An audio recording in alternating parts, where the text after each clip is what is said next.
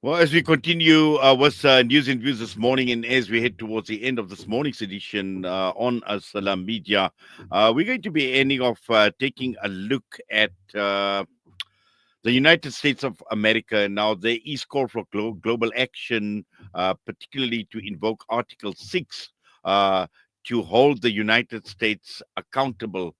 And we've seen for a very, very long time, in fact, for decades, we've seen global voices demanding reform of the United Nations Security Council, particularly with regard to the abuse of the veto power, the lack of accountability on the part of very, very powerful member states and the United States in particular.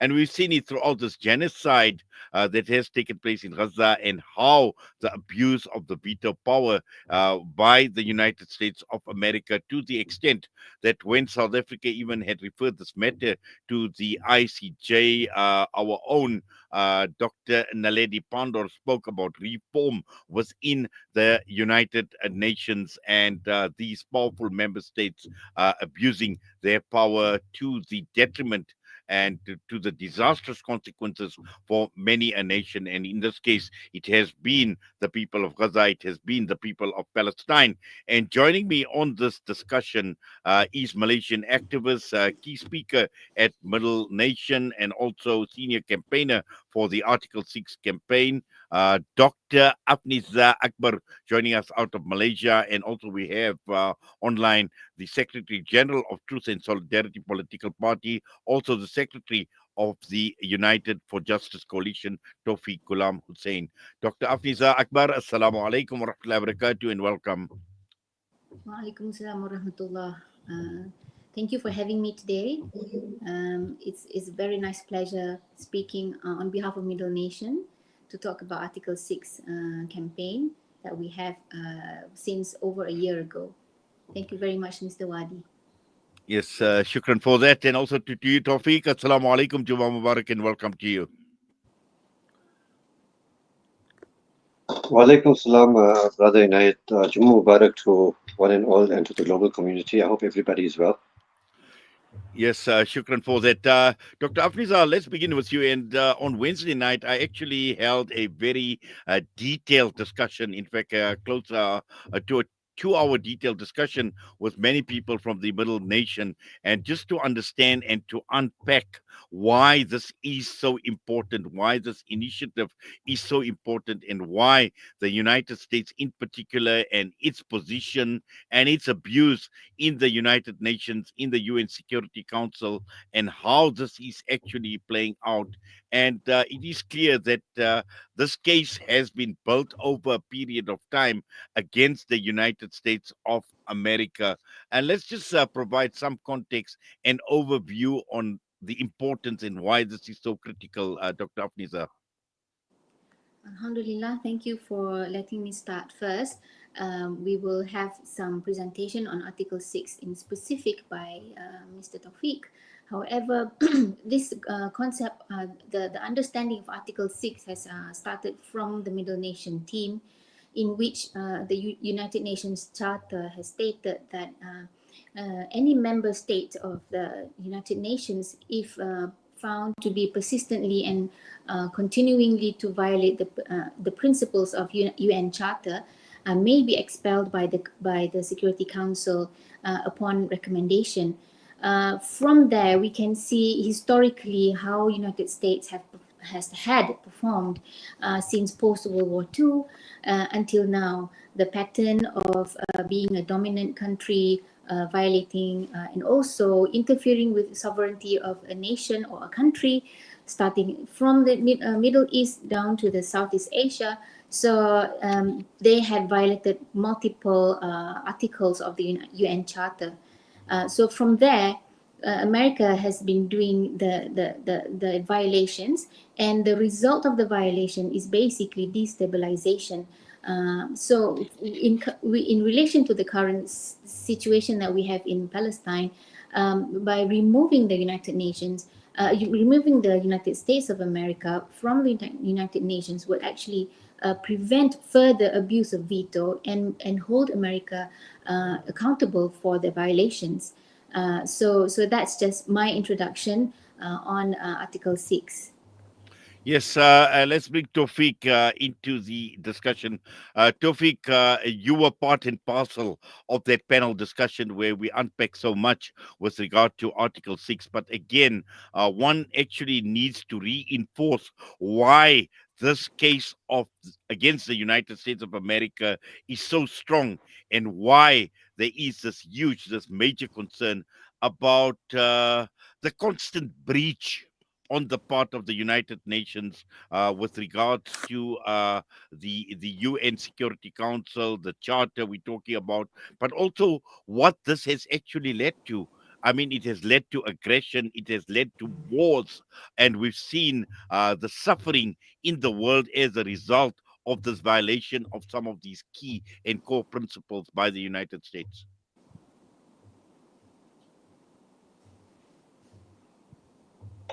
Okay, I would like to start by saying Amantla, since we are South African, and let us analyze the geopolitics of the country and currently how it's actually going.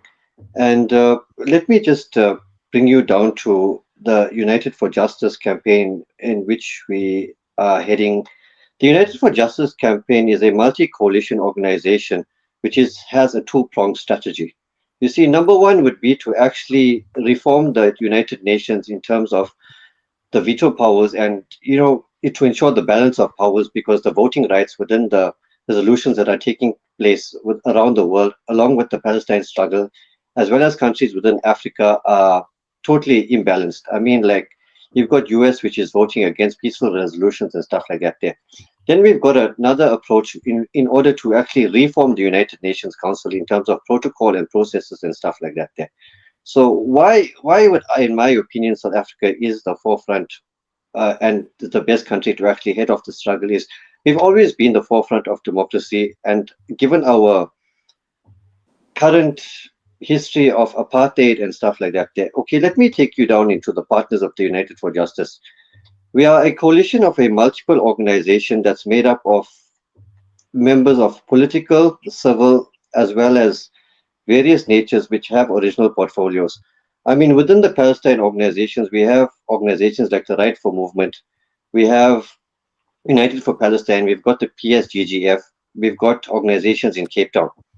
We've got the support of the Nelson Mandela Foundation, and then also we've got the South African Lawyers of Justice on board, which are actually have current portfolios and did work on the past ICJ cases. So, given the fact that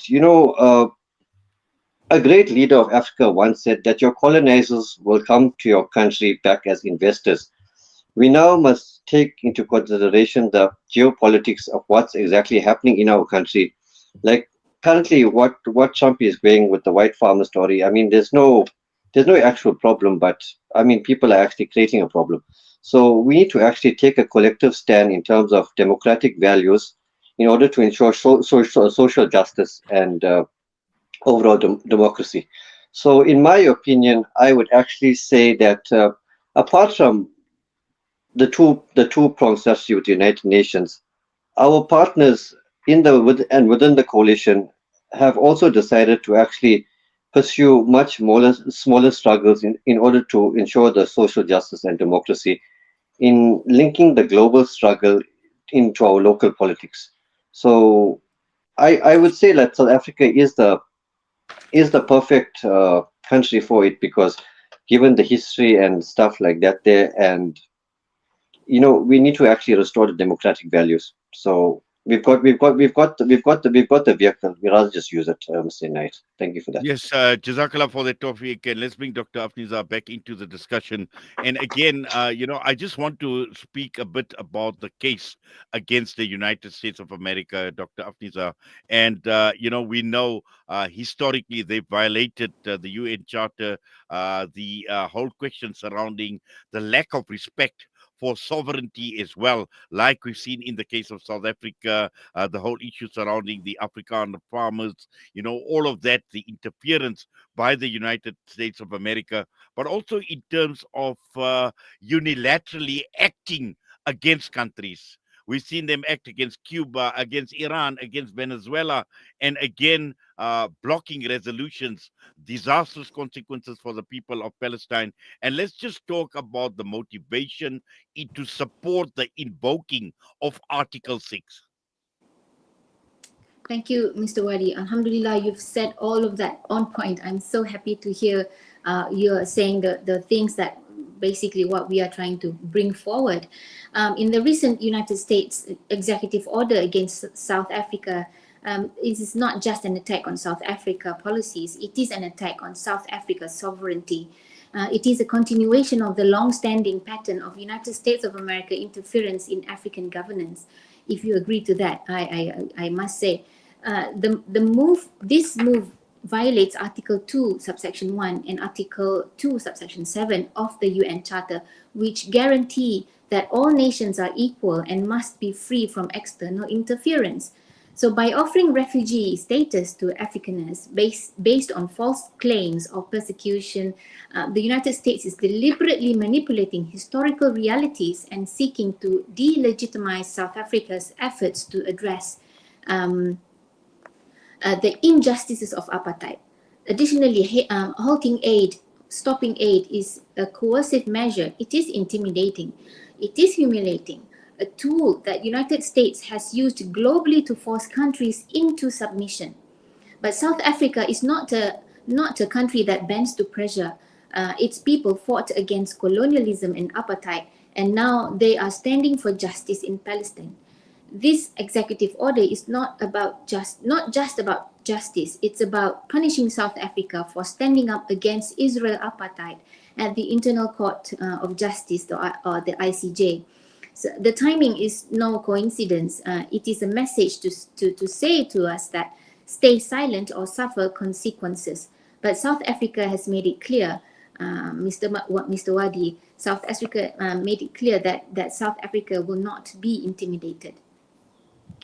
Yes, and also, Taufeeq, just to look at South Africa, and we are certainly very, very well placed to actually take this initiative forward because of our position as a country that the world respects. The Palestinians have huge respect for the people of South Africa, and we hear it over and over again. And even at the time when South Africa had taken the case to the ICJ, we saw the South African flag that was flying alongside the Palestinian flag, even in Ramallah and in the West Bank. So South Africa is actually very, very well positioned to obviously drive this initiative. We know Dr. Afnizar, and there are many across the entire world that are driving this initiative to invoke Article 6. But just looking at it from a South African perspective, we need to obviously sell the idea to get people to buy into the idea.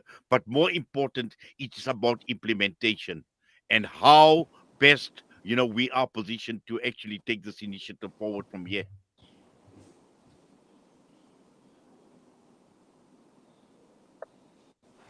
Okay, I'm going to agree with what you said, and I'm going to actually disagree.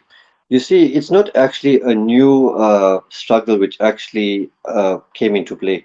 We have to reflect in the time of our original president of the ANC, which was President O.R. Tambo. I mean, we've had links and relations with the country of Palestine, which is going through 100+ year occupation. So we must look at it in that light. So that's why I disagree. And then we must also reflect on what Mandela said, that our democracy is incomplete without the freedom of the Palestinian. So yeah, we have to actually keep that in mind in actually initiating whatever we seek to think. Back to your second question, Mr. Wadi, could you just repeat that? Yes, what I'm saying is South Africa being very, very well positioned at this point in time to actually drive this initiative because there is a lot of respect for South Africa in terms of our position and in terms of our stance on Palestine, and we've seen even the Palestinians actually acknowledge and respect the South African position and and obviously the stance that we have taken on a global level. If you look at our past history in terms of peaceful negotiations between many countries, South Africa has always been on the forefront of peace and democratic talk. So I would actually leaders like we had, like Nelson Mandela, we must draw on that there. And then also we must also reflect on the origins of our law. Our law is also multi-dimensional in its origin, where we have Roman Dutch law, we have American law, and we quite flexible in terms of things. So I think South Africa is the perfect. What I'll use the analogy of a table tennis board to actually stage that table tennis fight into actually going down into negotiations for democratic values, not around the Middle East, but we are also leaders amongst the African continent as well. So if you look at past history stories, I mean, we are throughout Africa, so we need to actually reflect on struggles of other countries as well, and link up with those leaders and and actually revive those links of struggle and actually take it forward. I mean, it's just a matter of finding the right course into humanity and not be deterred by other factors like propaganda, like false claims, false information, the rise of eccentric leaders, terms like Muslim terrorist or Indian vigilantism. We must stick to the actual cause of humanity, democracy, and keep things in line with the Freedom Charter and its priorities that it holds. I thank you, Mr. Wadi. Thanks a lot for that. And just finally, Dr. Afnizar, just to wrap up and just to understand South Africa and also at the same time looking at invoking Article 6, how does this actually fit in with the global movement to restore and to seek justice and, more importantly, the credibility of the United Nations? Right. Before we, the definition of justice is has got to have a root of understanding where who violates and who's the oppressor, who's been oppressed. So historically, United States of America violated the United Nations Charter, particularly in South Africa. It has a long and bloody history of violating the UN Charter. It supported the apartheid regime in South Africa for decades. Remember that. Even as the UN called for sanctions against the racist government, during apartheid, the United States of America opposed sanctions and funded the South African government while millions of black South Africans were oppressed.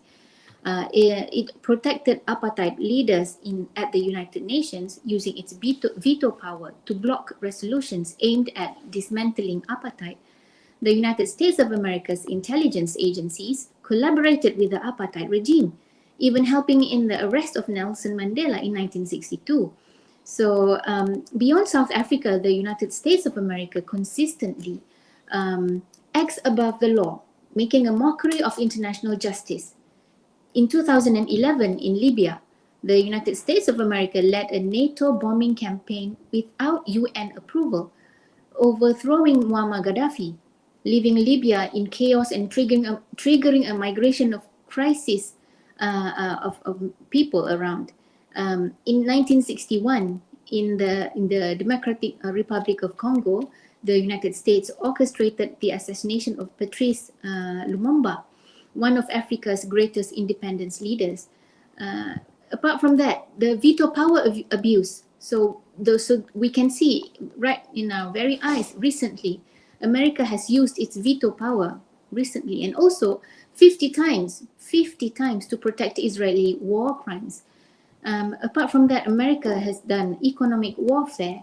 It has imposed illegal sanctions to countries like Cuba, Venezuela, Iran, violating the principles of state sovereignty. South Africa and Africa must recognize that US never had Africa's interest at heart. Today, the same colonial powers that supported apartheid are trying to interfere again. The United States of America is a serial violator of the UN Charter, yet it remains a permanent member of the Security Council. Why should a country that disrespects international law dictate global policy? So, Mr. Wadi, I hope we all can recognize and ask this question, and from this question, we can do something and be united by invoking Article 6. Well, inshallah, we will continue. In fact, we will follow up these developments from time to time as well. But for now, Dr. Afnizar Akbar and also Taufeeq Hoosen, we thank you. Jazakallah for your time with us on Salam Media this morning. Assalamu alaikum wa rahmatullahi wa barakatuh. Waalaikumsalam warahmatullah. Well, that brings us to the end of this morning's broadcast on Salam Media. We trust and hope you're going to have a wonderful Jummah. And so, from myself and the team at Salam Media, Assalamu alaikum wa rahmatullahi wa barakatuh.